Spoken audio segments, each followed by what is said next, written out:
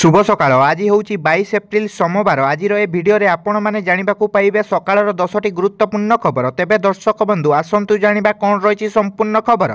ता पूर्वर वीडियो को गोटे लाइक करी आगक एपरी वीडियो देखा चाहूले आम चैनल को सब्सक्राइब कर दियंतु। खबर नंबर 1 आसंता 25 तारिख ग्रीष्म अवकाश पर राज्यर समस्त स्कूल छुट्टी। आसंता 25 तारिख राज्यर सबु स्कूल छुट्टी। राज्य में बढ़ी चली खरा को दृष्टि एही पदक्षेप निया जायछि। द्वादश श्रेणी जाए स्कूल रे ग्रीष्मकालीन छुट्टी घोषणा करिसेंति राज्य सरकार। संभाव्य ग्रीष्म प्रवाह और पाणीपाग विभागर सूचना को दृष्टि रे रखी चलित एप्रिल 22 रु 24 तारिख पर्यंत 3 दिन सकाळ 6:30 रु 10:30 पर्यंत विद्यालय खोला रहिबो। सेहीपरि एप्रिल 25 तारिख ठारू राज्य सरकार ग्रीष्म छुट्टी घोषणा करिसेंति। समस्त सरकारी और बेसरकारी स्कूल पई खरा छुट्टी घोषणा होईछि।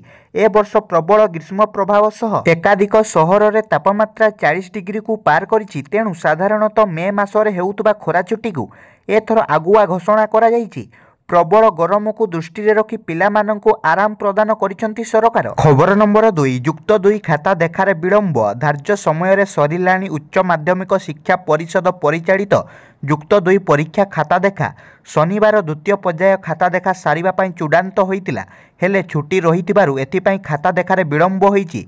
तेबे द्वितीय पर्याय खाता देखा 22 तारिख सुद्धा अर्थात आज सारिबा पई लक्ष्य रखा जायछि। सीएचएससी रो जणे वरिष्ठ अधिकारी कहिबा कथा 80 रु 90% खाता देखा सरी जायछि। तेबे बाकी रहितिबा खाता सोमवार दिन शेष करा जिवो। तेबे पूर्व सूची अनुसार मे 15 सुद्धा रिजल्ट प्रकाश पाइबो। खबर नंबर 3 महानदी डंगा बुडी घटना रे कार्यानुष्ठान। महानदी रे डंगा बुडी घटना रे डंगा चालक और डंगा घाट मालिक गिरफ होइछंती। एही दुई जण अभियुक्त हेले जीत पांडे और नारायण भोई। घटना परे से माननकु अटक रखितिला पुलिस। झारसुगुड़ा लखनपुर स्थित सरदा निकट महानदी रे एभली दुखद घटना घटितिला। डंगारे पाखापाखि 54 जण यात्री बरगड़ बांचीपाली झारसुगुड़ा सरदा डंगा घाट को आसुथिले। बरगड़ पथर श्रेणीर पूजार्चना करी फेरुथुबा बेले सरदा घाटी निकट में दुर्घटना होइतिला। डंगारे थिबा बरगड़ और झारसुगुड़ार 9 जण एवं छत्तीसगढ़र 37 जन को उद्धार करा जाइतिला। 20 घंटार ऑपरेशन पर महानदी 8 जनक मृतदेह उद्धार होइतिला। सेपटे छत्तीसगढ़ में आज मृत्यु 8 जनक शेषकृत होइछि। एही समय रे शककूल परिवेश सृष्टि होइतिला। खबर नंबर 4 राज्य में आउ एक अंशुघात मृत्यु। चलित वर्ष राज्य में अंशुघात जगु आउ एक मृत्यु होइतिबा अभियोग होइछि। मृतकंक परिचय 21 वर्षीय छात्री भुवनेश्वरी दास। कटक सिटी कॉलेज से छात्री बोली जना पड़ी। तांको बापांक नाम ज्योतिभूषण दास। घर काजीडीह कटकर यह प्रथम अंशुघात जनित मृत्यु होइतिबा अभियोग होइतिबा बेले राज्य में यह द्वितीय। पाणीपाग विभागर रिपोर्ट अनुसार शनिवार कटक सर्वाधिक तापमात्रा 40 डिग्री रेकर्ड करा जाइतिला। या पूर्व बालेश्वर जिला भोगराई तहसिल अंतर्गत महेशपुर ग्रामर लक्ष्मीकांत साहू एप्रिल 15 तारिख में मृत्यु घटितिला। सरकार यहाकू सनस्ट्रोक जनित मृत्यु बोली कहितिले। खबर नंबर 5 25 तारिख में ओडिशा आसुचंती अमित शाह। आरंभ होईगला 2024 निर्वाचन पर प्रचार महल। ओडिशा रे सरगरम प्रचारर शुभारंभ कला बीजेपी। एही क्रम रे ओडिशा आसिबे केंद्र गृहमंत्री अमित शाह। एप्रिल 25 तारिख में सोनपुर गस्तरे आसुचंती शाह। ओडिशा आसी सोनपुर रे करिबे हाई वोल्टेज प्रचार। तेबे 25 तारिख अपराह्न रे एक विशाल जनसभा रे जोगदेई जनता को संबोधित करिबे शाह।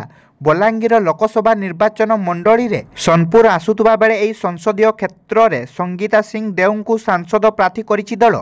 सेहीपरि सोनपुर विधानसभा क्षेत्रु प्रमोद महापात्र को मिली टिकेट। प्रार्थी प्रचार करने सह निर्वाचन रे विजयी हेबाकू नेता और कर्मी को गुरुमंत्र देवे अमित शाह।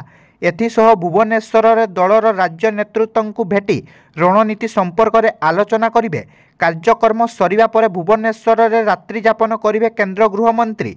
तेबे शाहांक गस्त को नहीं उत्साहित बीजेपी नेता और कर्मी। खबर नंबर 6 बाबा रामदेव को आउ एक झटका। जोग शिविर आयोजन करुथिले आउ टिकसरु वर्ती पारिबेनी जोग गुरु बाबा रामदेव। ए नहीं सुप्रीम कोर्ट रु रामदेव को मिली बड़ झटका। अक्टोबर 2006 रु मार्च 2011 मध्य करा जोग शिविर ପତଞ୍ଜଳି ଯୋଗପୀଠ ଟ୍ରଷ୍ଟକୁ ସୁଧ ସମେତ 4.5 କୋଟି ଟଙ୍କା ଟିକସ ଦେବାକୁ ପଡ଼ିବ। ଏହି ଶିବିରରେ ପ୍ରବେଶ ଶୁଳ୍କ ନିଆଯାଉଥିବାରୁ ଏହା ହେଲ୍ଥ ଆଣ୍ଡ ଫିଟନେସ୍ ସେବା ଅଧୀନରେ ଆସୁଥିବା କହିଛନ୍ତି ସୁପ୍ରିମକୋର୍ଟ। ଏହି ମାମଲାରେ ସେବା ଟିକସ ଅପିଲ ଟ୍ରିବ୍ୟୁନାଲର ନିଷ୍ପତ୍ତିକୁ ସମର୍ଥନ କରିଛନ୍ତି ସର୍ବୋଚ୍ଚ ନ୍ୟାୟାଳୟ। ଖବର ନମ୍ବର 7 ଓଲଟିଲା ଯବାନଙ୍କୁ ନେଇଯାଉଥିବା ବସ୍। ଛତିଶଗଡ଼ ବସ୍ତର ଜିଲ୍ଲାରେ ଦୁର୍ଘଟଣା। ଯବାନଙ୍କୁ ନେଇ ଫେରିବା ବେଳେ ଓଲଟିଲା ବସ୍। ଦୁର୍ଘଟଣାରେ 10 ଜଣ ଯବାନ ଆହତ ହୋଇଥିବା ବେଳେ ସେମାନଙ୍କ ମଧ୍ୟରୁ 3 ଜଣଙ୍କ ଅବସ୍ଥା ଗୁରୁତର ରହିଛି। ଆହତ ଯବାନମାନଙ୍କୁ ଧିମ୍ରାପାଲ ଡାକ୍ତରଖାନାରେ ଭର୍ତ୍ତି କରାଯାଇଛି। ନିର୍ବାଚନ କାମ ସାରି ଜଗଦଲପୁର ମୁଖ୍ୟ କାର୍ଯ୍ୟାଳୟରୁ ଫେରିବା ବେଳେ କୋଡେନାର ପୋଲିସ ଷ୍ଟେସନ ନିକଟ ମୁଖ୍ୟ ରାସ୍ତାରେ ଘଟିଛି ଏହି ଦୁର୍ଘଟଣା। ବସ୍ରେ ପ୍ରାୟ 32 ଜଣ ଯବାନ ଥିବା ଜଣାପଡ଼ିଛି। ବସ୍ ସାମ୍ନାକୁ ଗରୁ ପୋଲ ଆସିଯିବାରୁ ଭାରସାମ୍ୟ ହରାଇ ବସ୍ଟି ଓଲଟି ପଡ଼ିଥିବା ଜଣାପଡ଼ିଛି। ଖବର ନମ୍ବର 8 ସର୍ବକାଳୀନ ରେକର୍ଡ ଭାଙ୍ଗିଲା ସୁନା ଦର। ଦେଶରେ ତଥା ବିଦେଶରେ ସୁନା ଦର କ୍ରମାଗତ ଭାବେ ବଢ଼ିବାରେ ଲାଗିଛି। ଇସ୍ରାଏଲ ଏବଂ ଇରାନ ଯୁଦ୍ଧ ଯୋଗୁଁ ବିଶ୍ୱ ସୁନା ବଜାରରେ ସୁନା ରୂପା ଦର ବୃଦ୍ଧି ଘଟିଛି। ଗତକାଲି ଘରୋଇ ବଜାରରେ 10 ଗ୍ରାମ ପିଛା ସୁନା ଦର 75,000 ଟଙ୍କା ଅତିକ୍ରମ କରି ନୂଆ ସର୍ବକାଳୀନ ରେକର୍ଡ ସ୍ତର ଛୁଇଁଛି। ତେବେ ରାଜଧାନୀ ଭୁବନେଶ୍ୱରରେ 24 କ୍ୟାରେଟ୍ ସୁନା ମୂଲ୍ୟ 75,250 ଟଙ୍କା, ରୂପା 68,000 ଟଙ୍କା ସ୍ତର ବୃଦ୍ଧି ଘଟିଛି। ରୂପା ମୂଲ୍ୟ କିଲୋଗ୍ରାମ ପିଛା ପୂର୍ବ ଭଳି ସର୍ବାଧିକ 88,000 ଟଙ୍କା ସ୍ତରରେ ରହିଛି।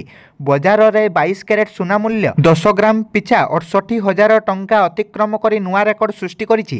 ଚଳିତ ବର୍ଷ ସୁନା ଦର ପ୍ରାୟ 10,000 ଟଙ୍କା ବୃଦ୍ଧି ଘଟିବା ବେଳେ ରୂପା ମୂଲ୍ୟ 5,000 ଟଙ୍କା ବୃଦ୍ଧି ଘଟିଛି। ଖବର ନମ୍ବର 9 ବଢ଼ିଲା ୟୁଟ୍ୟୁବର ମୋନାଲିସା ଭଦ୍ରାଙ୍କ ଅଡ଼ୁଆ। ସୋସିଆଲ ମିଡ଼ିଆରେ ଲୋକପ୍ରିୟତା ହାସଲ କରିଥିବା ୟୁଟ୍ୟୁବର ମୋନାଲିସା ଭଦ୍ରାଙ୍କ ଅଡ଼ୁଆ ବଢ଼ିବାରେ ଲାଗିଛି। ବନ ବିଭାଗ ପରେ ତାଙ୍କୁ ଟାର୍ଗେଟ କରିଛି ଇଡି। ପୂର୍ବରୁ ବନ୍ୟଜନ୍ତୁଙ୍କ ସହ ଭିଡ଼ିଓ କରି ସୋସିଆଲ ମିଡ଼ିଆରେ ପୋଷ୍ଟ କରିବା ଓ ଘରେ ବନ୍ୟଜନ୍ତୁଙ୍କୁ ପୋଷିବା ଘଟଣାରେ ଉଭୟ ମୋନାଲିସା ଓ ତାଙ୍କ ସ୍ୱାମୀ ବଦ୍ରି ନାରାୟଣ ଭଦ୍ରାଙ୍କୁ ବନ ବିଭାଗ ଗିରଫ କରିଥିବା ବେଳେ ଏବେ ଏହି ମାମଲାର ତଦନ୍ତ କରିବ ଇଡି। ବନ୍ୟଜନ୍ତୁଙ୍କ ସହ ଭିଡ଼ିଓ କରି ସେଥିରୁ କେତେ ଟଙ୍କା ଉପାର୍ଜନ କରିଛନ୍ତି ଏବଂ ପୂରା ଘଟଣାର ତଦନ୍ତ କରିବ ଇଡି। ଖବର ନମ୍ବର 10 ରାୟଗଡ଼ାରେ ପ୍ରଚାର କରିବେ ମୁଖ୍ୟମନ୍ତ୍ରୀ। ଆଗାମୀ ସାଧାରଣ ନିର୍ବାଚନରେ 3 ପ୍ରମୁଖ ଦଳ ନିଜ ନିଜର ହେଭିୱେଟ୍ ନେତାଙ୍କୁ ନେଇ ଅଞ୍ଚଳରେ ପ୍ରଚାର ପାଇଁ ଯୋଜନା ଚଳାଇଛନ୍ତି। ତେବେ ରାୟଗଡ଼ା ଜିଲ୍ଲାରେ ବିଜେଡିର ପ୍ରଚାର ପାଇଁ ଦଳ ସଭାପତି ତଥା ମୁଖ୍ୟମନ୍ତ୍ରୀ ନବୀନ ପଟ୍ଟନାୟକ ଆସିବେ ନେଇ ସୂଚନା ମିଳିଛି। 2 ପର୍ଯ୍ୟାୟରେ ଜିଲ୍ଲାର 3 ନିର୍ବାଚନ ମଣ୍ଡଳୀରେ ମୁଖ୍ୟମନ୍ତ୍ରୀ ପ୍ରଚାର କରିବେ ବୋଲି ଜଣାପଡ଼ିଛି। 25 ତାରିଖ ଗୁରୁବାର ବିଷମ କଟକ ଓ ଗୁଣପୁର ନିର୍ବାଚନ ମଣ୍ଡଳୀରେ ପ୍ରଚାର କରିବା ନେଇ ଯୋଜନା ରହିଛି। ସେହିଭଳି ମେ 4ରେ ମୁଖ୍ୟମନ୍ତ୍ରୀ ରାୟଗଡ଼ା ନିର୍ବାଚନ ମଣ୍ଡଳୀରେ ପ୍ରଚାର କରିବେ। ଶନିବାର ଏହି ସୂଚନା ମିଳିବା ପରେ ଦଳୀୟ ନେତା କସରତ ଆରମ୍ଭ କରିଛନ୍ତି। ପ୍ରଚାର ସମୟରେ ମୁଖ୍ୟମନ୍ତ୍ରୀ ସାଧାରଣ ସଭାରେ ଉଦ୍ବୋଧନ ଦେବେ।